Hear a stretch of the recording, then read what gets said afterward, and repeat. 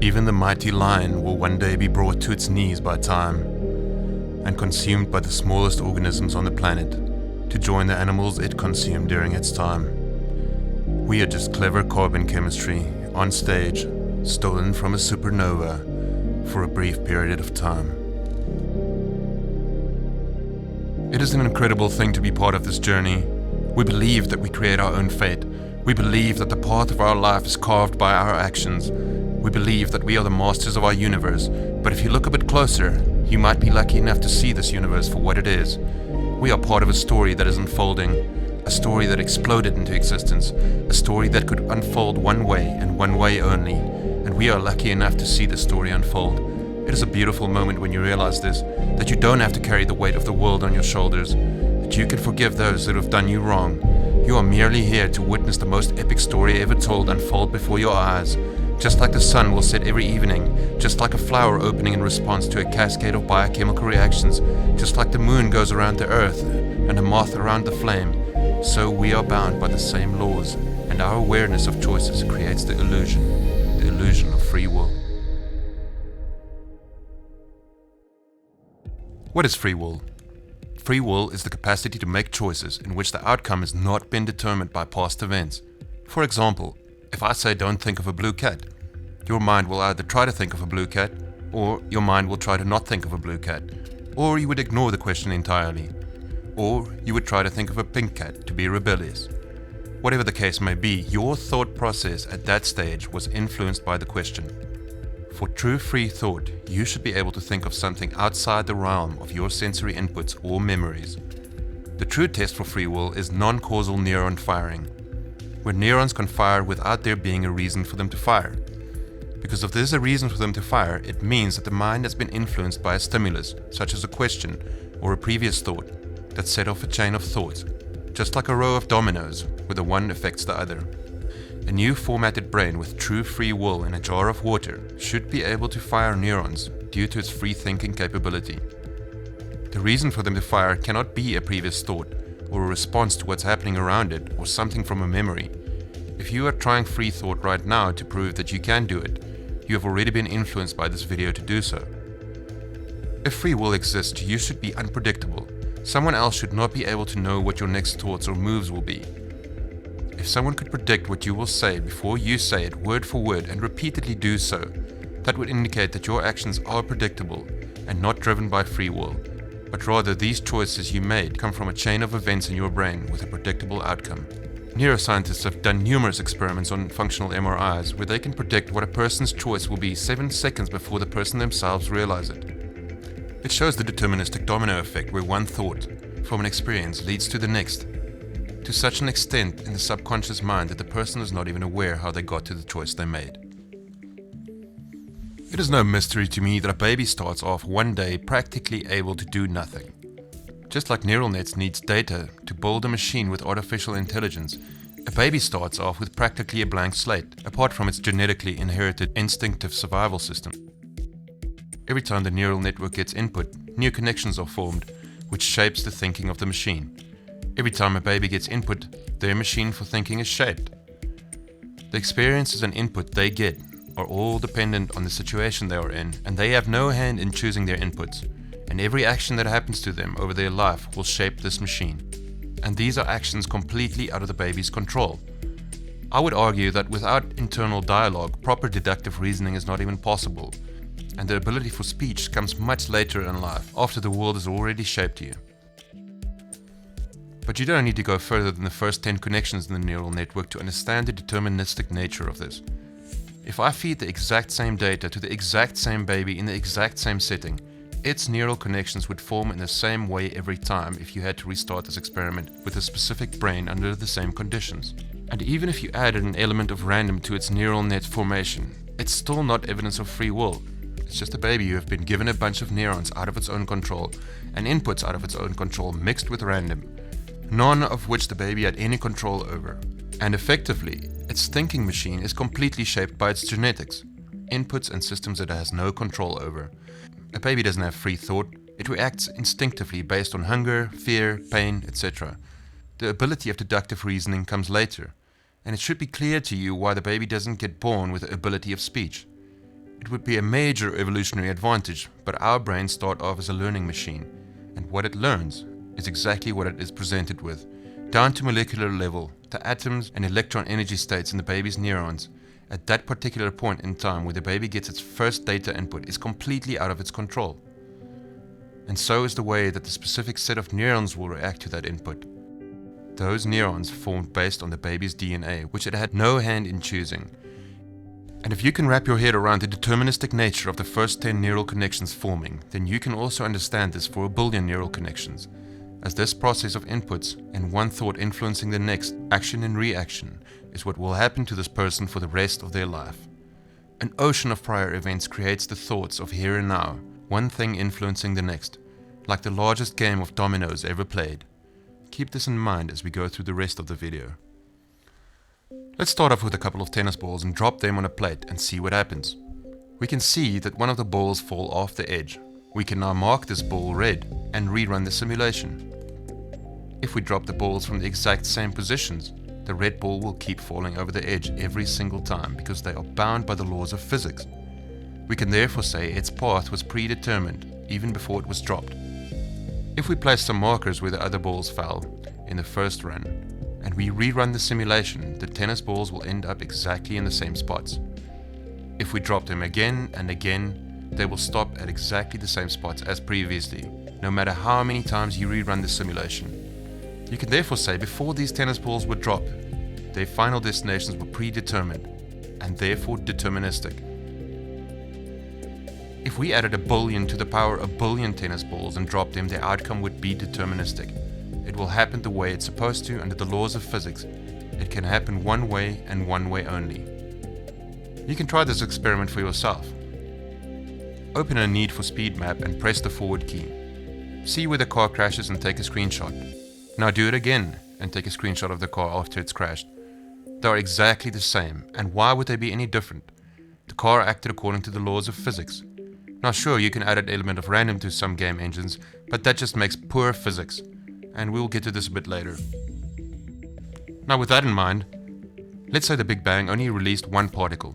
We can all agree that the particle would travel in a direction opposite to the direction of the force applied to it. Its behavior is therefore deterministic. It means we can mathematically predict where this particle will be at any given time. If the universe released 4 particles, the outcome would be deterministic as well. How is this different from the Big Bang releasing 10 billion trillion particles?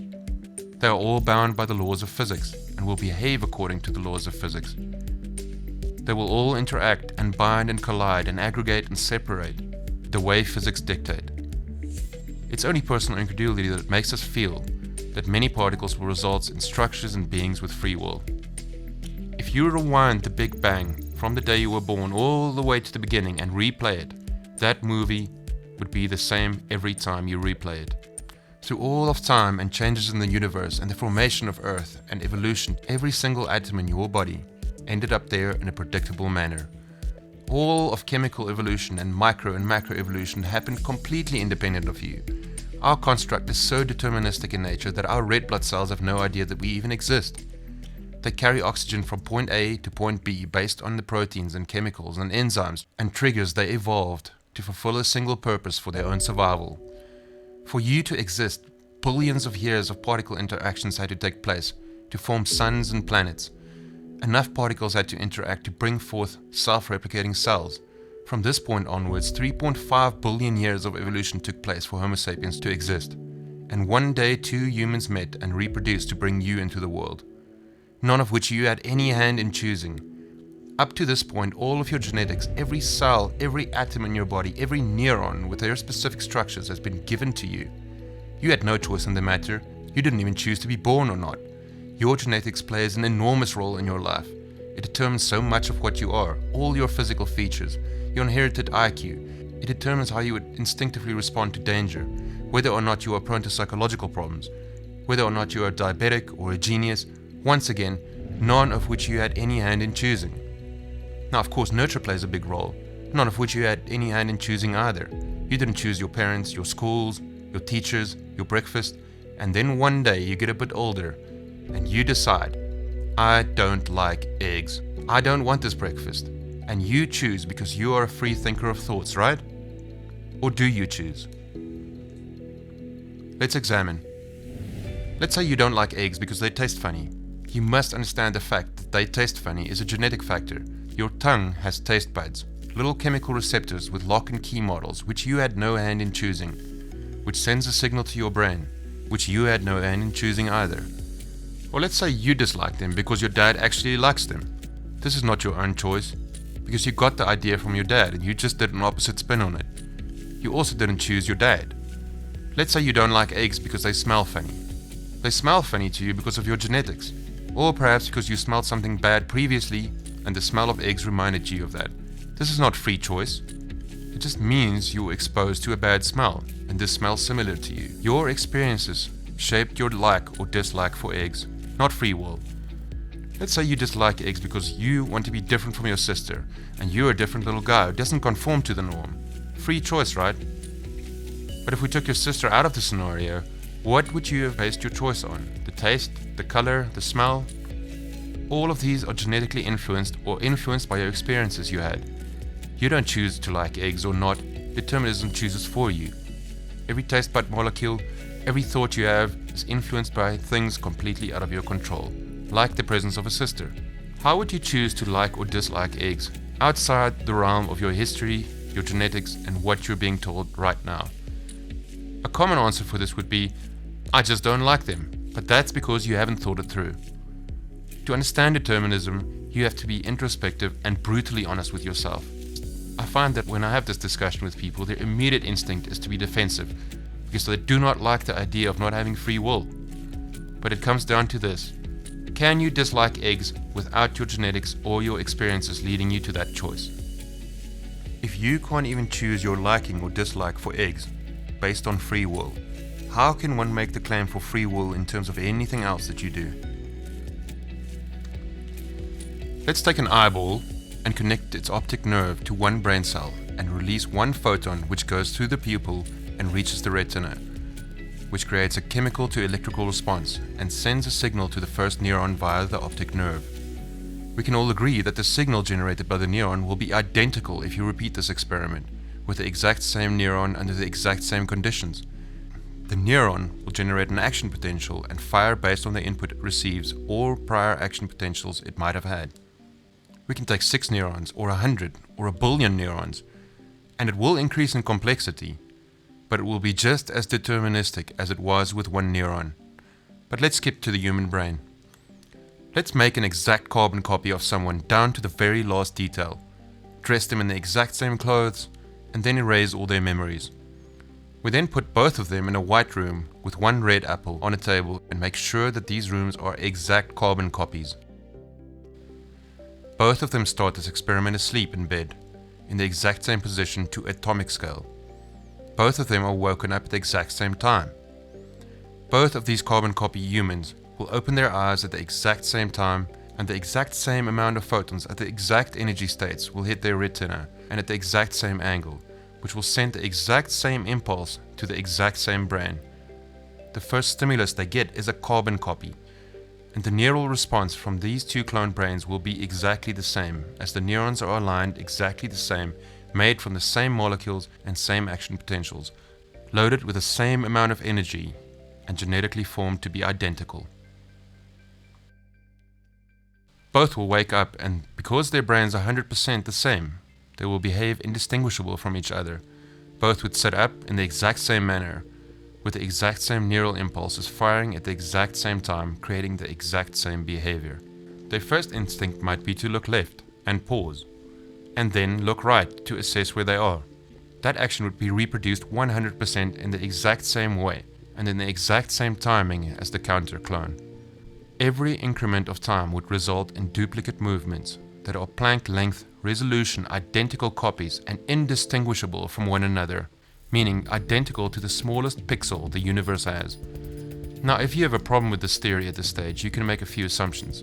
You can say the rooms are not identical, the brains are not identical, or they will not act the same because there could be a factor of random in their neural behavior. None of this constitutes free will. All the neurons and energy states of every atom in both are exactly the same. The genetics are 100% the same. Whatever the brains are doing at this stage, it's doing exactly the same in both brains. The first neural impulse that fires to cause an action would happen exactly the same in both. Just like two exact computers starting up at the exact same time with the exact same software, under the exact same conditions. I use the phrase exactly the same repeatedly because a free mind should be able to act differently regardless of the same history or set of events happening to it, even if they are exact carbon copies. Now, many of my friends choke out at this point and say, no, I will choose. But the thing is, I've already been over the eggs example. Remember, you started with no memories. You act instinctively based on your genetic code. You don't get to decide I will look to my right side first because I'm not much of a left guy, or vice versa, because you have no database of memories to work from. You might want to argue that life is a hell of a lot more complicated than choosing between liking or disliking eggs, and that's 100% correct. And that's what creates the illusion of free will. The amount of inputs that we get from life is so vast and so complex that they shape us in such a unique way that we feel that we shaped our own paths. More inputs and more complexity doesn't make it any different from the eggs example. It just makes it more complex and harder to comprehend the deterministic nature of your thoughts. Now, one could argue that there's quantum fluctuations with randomness and both will not behave the same. The one might look left and the other might jump up in shock. Fair enough. None of that is free will. Genetics plus experiences plus randomness does not get you free will. It just gets you determinism plus random. You didn't choose the random result. You didn't choose the random energy fluctuations. Random means exactly that, a random event. If you want to assign free will to the random fluctuations of particle energy states, then you might as well say that a computer with a random number generator using the static of the universe has free will. Randomness does not get you free will. It's important to understand that. So now that we've established that randomness does not give you free will, let's get back to the experiment at hand. And for simplicity reasons, let's take random out of it because it makes things easier to understand. Without random quantum fluctuations, these clones will wake up and act 100% in the same manner. Given their genetics, which I'm not familiar with since these are fictional characters, I will script the story for you. They both look left, then right to see where they are. They then investigate the red apple. Why did they both start investigating the red apple at the right side? Because the light falls in such a way that it created a hotspot and their genetics are prone to be drawn to lighter colors. Whatever the case may be, their behavior started the same, which means every photon or stimulus they receive would be exactly the same, since their heads would be tilted at the exact same angle and pupils would be dilated at the exact same amount, and hormone levels, instinctive behavior, serotonin, dopamine, epinephrine, oxytocin and endorphins, will to live, will to die, need to pee, need to scream would all be the same. Even the temperature and humidity and movement of the photons in the room would be the exact same. Their hunger levels and state would be the same, down to the last infinite detail, and therefore the action potential arising in their brains would fire exactly the same, since their brains have exact same energy states, exact same neurons, and electrons in each atom in the brain are in exactly the same energy states. If we took the apple away for one character and restart the experiment, these two characters will diverge and run out of sync very quickly and never be the same again. The one will investigate the apple, and the other might walk off wondering if this white space ever ends. That is what one apple can do to your life story. Imagine the butterfly effect of all the experiences you had. That is why it is so hard to get rid of the idea that you are a unique thinker of thoughts. Exactly at the point where we removed the apple for the one clone, they became different people. Why? Because their experiences were different. Not because they have free will, but because their stories were different. These two will never be in sync again and never be the same.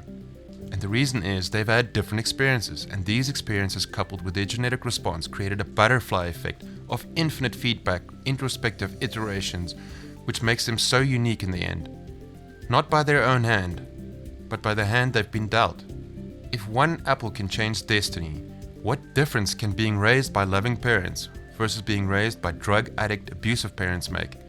And if one apple's presence can change destiny forever for two clones and distort the waves of their conscious experience so much, how much control do we have over our own lives, given the vast number of experiences happening to us on a daily basis? It's very easy to fall into the trap thinking, I'm unique, I'm a thinker of thoughts, I choose. And the reason is because of the enormous amount of experiences that shaped your life, many of which you can't even remember anymore, just subconscious controllers. Now let's take a quick look at another example. Let's say you are born without your 5 senses. You can't hear, see, touch, taste, or smell. You are just a brain. How would you choose your favorite color? How would you choose a color if you've never seen color? How can you even come up with a color if you've never seen color? Now, this is a fact that people who were blind from birth have no concept of color. They have not received the proper inputs to be able to conceptualize what electromagnetic radiation in the visible spectrum is like. If free choice truly existed, a blind person should be able to come up with the color green, yellow, red, blue, without seeing these colors. If free choice truly existed, you as a person who can see and know what color is should be able to think of a new color that you've never seen before. Just try it. Think of a new color. Anyone who tells you that they can are lying and mixing colors in their own head that you can find on a Photoshop spectrum.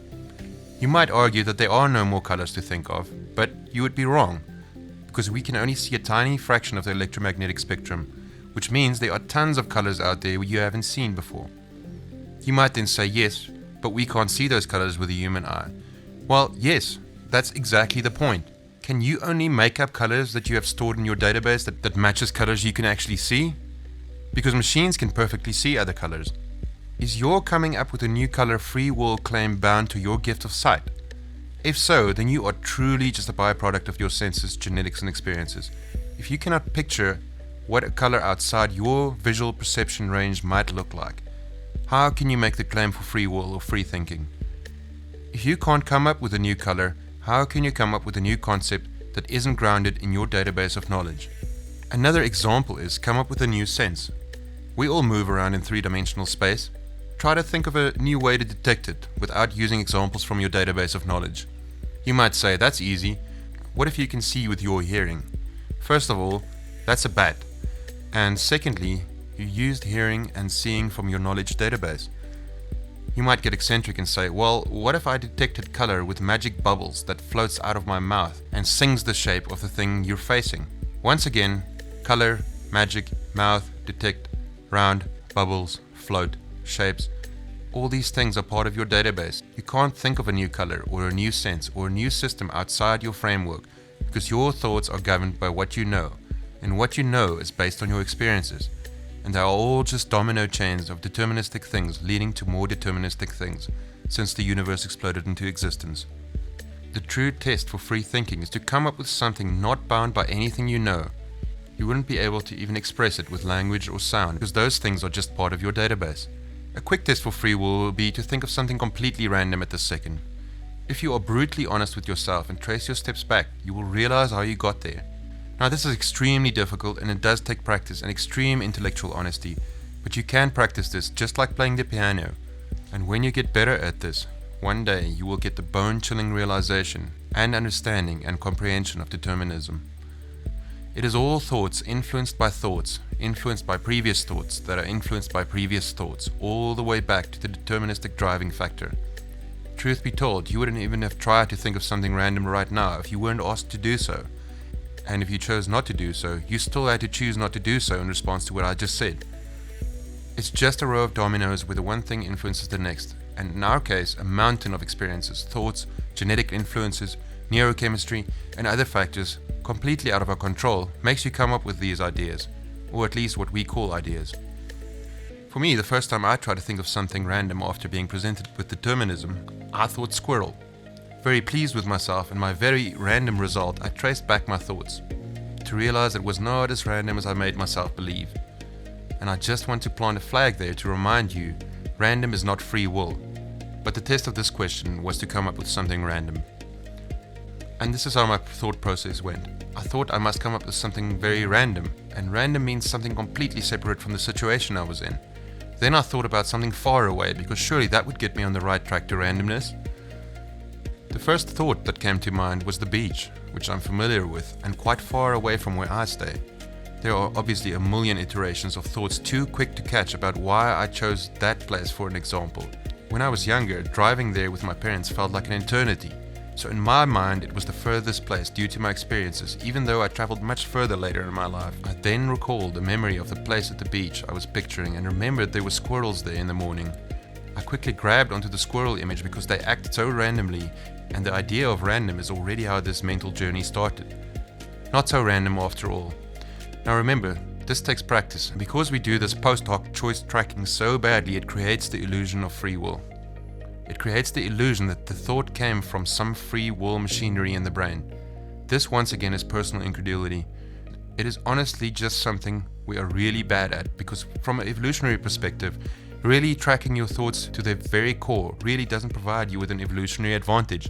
On the contrary, spending that amount of energy might be counterproductive to evolution. Nonetheless, now we live in a world where we can sit on a couch and practice something like this for hours without having to plan the next hunt. Many times the domino effect is so complex with so many steps, it's almost impossible to trace all the way back to the root. And this whole process of forgetting the steps, the process, the speed at which it happens, makes you think a result just popped into your head. Therefore makes you think like you're a free thinker of thoughts. It's just our poor introspection and our poor memory that makes us feel that way. If you could slow down every thought process, you would see how every thought is influenced by another thought, and trace it all the way back to its origin, where you would realize it's all influenced by your experiences, upbringing, genetics, and other things you had no hand in choosing. Since the first particle ejected from the Big Bang, your fate and all your thoughts and your entire life was already decided. Every thought you have is rendered by such a storm of experiences and data you gather mixed with your genetics and parents and your sister and the weather and your serotonin and dopamine and epinephrine levels that it is almost impossible to feel like you don't have free will until you break it down to the basics. Even if free choice is such a spooky thing that we can't even comprehend it, all the events that took place to assemble your brain did it without any of your input. So the free will spooky system or free will engine that you got was assembled for you deterministically. So if you made bad choices, you just inherited a bad free will system. You didn't choose your atoms, you didn't choose your genetics, you didn't choose your parents. And when you started choosing, your choices were based on experiences and differential models, all based on the data you had available. No case for free will can be made, but let's try. Let's say you have now heard of determinism and you will not be a slave to its predictive behavior. You therefore do exactly the opposite of what you wanted to do every time a choice comes along. Today you will eat eggs, even though you don't like them, because screw determinism. All this means is your knowledge of determinism made you eat those eggs. You might say, but I got there because I chose to be rebellious. But then I would have to bring you back to the genetics and egg example above. Let's say free will is something much more spooky. Let's say you touch a hot plate for the first time and realize, this is hot, I don't like it. Your mind then uploads the data into the fourth dimension, where your external soul retrieves it and makes changes to your genetic codes, which gives you muscle memory to avoid it in the future. And it adds a bit of a random factor there, just to be snappy and just to make sure you try it again sometimes, because not all plates are hot. At which point in all of this was this free choice? At which point were you the writer of the story? I'm only using this ridiculous example to show that spookiness, the unknown, doesn't get you free will. Now, of course, there's a way to sidestep all of this and say, yes, but God gave me free will, or free will is too complex to try and understand, so I just believe it. To that I will say the following. Extraordinary claims require extraordinary evidence. The whole universe acts deterministically. To claim free will exists is an extraordinary claim, and the burden of proof is on the one making the case for free will, not the other way around. You might make the argument that most people believe in free will, and therefore the burden of proof is on me. But to that I will say you're making the appeal to people logical fallacy. Most people believed the earth was flat not so long ago. Your thoughts are governed by what goes on around you. Things you have no control over. That's why most religious people choose the religion they were born into. If our thoughts were truly as free and slutty as we think, most people would have their own religion. It's also really easy to show how vulnerable your own thoughts are. Just tell somebody not to think of an apple. And that's why they will immediately think of an apple, or in rebellion they will try to not think of it. The scary part is the person telling you not to think about an apple said that deterministically as well. Perhaps because he had an argument about determinism. Your thoughts are at the mercy of your environment. Just like clockwork, everything you say and do is predetermined. Determinism is hard to grasp. It goes against human nature. Most people's first instinct would be to say, it's bullshit. People don't want to hear they don't have free choice. On top of that, it's quite a complex topic. Complex and possibly boring, plus a negative emotion to it, makes it an extremely hard thing to grasp. But I think determinism can give you a lot of power. that is impossible without a true understanding of it. Next time you look at moths flying around a candle, just see how deterministic their behavior is, to the point of death. You get presented with a stimulus, your body and limited neural power reacts, and that is the story of it. We have no more free will than moths flying around a candle or the earth going around the sun. It is all governed by physics. If we knew the exact points of every particle and the exact energy state of every particle in the universe and feed it into a quantum computer and run the simulation, we would be able to predict the future. It makes you wonder if we're not in a simulation for that exact reason, but that's a story for another day. In time, we will be able to predict the exact path a moth will fly around a flame. With more time, we will be able to predict the weather conditions perfectly. And on a long enough time run, if we don't destroy ourselves and with enough wisdom and processing power, we will be able to predict everything because everything is bound by the laws of physics. And it all comes down to this. Determinism states that if I rewind the clock after you made a choice, you would not be able to choose differently. If you make a choice between choosing a Big Mac or a cheeseburger, and I rewind the clock and all of your electrons return to their exact same positions within your neurons, and I let the whole story play out again, it becomes clear that the same neurons will have the exact same action potentials and fire the exact same way, and you would make the exact same choice. And even if you added randomness to it, that does not make a case for free will. Free will is an illusion. So what I take away from all of this is forgiveness. It is not somebody's fault that they were born with a schizophrenic gene. It is not their fault that they had abusive parents. It's not their fault that they killed another human being that looked like a demon to them. It's not a bipolar's fault when they take their own life when the suicide rate is around 20%. It is not a serial killer's fault that they enjoy what they do. Life is not as black and white as we make it, but also deterministically so black and white. Of course, forgiveness doesn't mean we should be illogical. Dangerous people should be locked up to prevent a Darwinian system. But something more personal to take away from this is forgiving yourself. That thing you did wrong 20 years ago, which keeps you up at night, it quite literally and deterministically is not your fault. Learn from it. Just like you didn't want to eat the eggs because of the bad smell you connected to it, and move on with your life. Your suffering and failures and mistakes were predetermined billions of years ago before you were born. Something else to take away from this is, if you watch a movie and you watch it again, it's still enjoyable. Even though the outcome is deterministic, the ending will never change. Just because you're in a predetermined movie doesn't mean you can't enjoy the ride. You are part of the biggest story ever written, at least as far as we can see into the universe. So stay on that roller coaster and see where it goes, even if the path is predetermined.